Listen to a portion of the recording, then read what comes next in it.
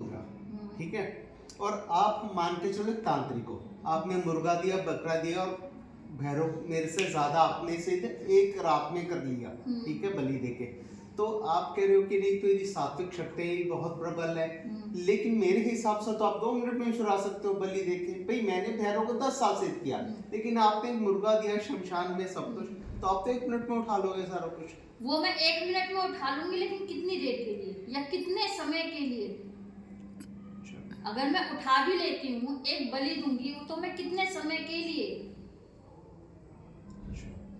क्योंकि पूजा पाठ तो आपने भी किया ना, अगर देवता उसके हैं, जिसने बलि दे के प्रसन्न किए, तो आपने सात्विक रूप से प्रसन्न किया है ना, तो देवता तो आपके भी हैं, ठीक है, तो वो आपका भी करेंगे और उसका भी करेंगे। मैंने क्या कहा कि एक देवता दूसरे देवता का निरादर नहीं करेगा। जिस समय तामसिक क्रिया आएगी, हो सकता है कि हमारे जो देवता सात्विक है वो कुछ समय के लिए कमजोर पड़ जाए, कुछ समय के लिए, लेकिन बाद में वो अपने आप ही जाते हैं, क्योंकि वो जो चीज सात्विक है वो तामसिक के पास कभी भी नहीं रह सकती।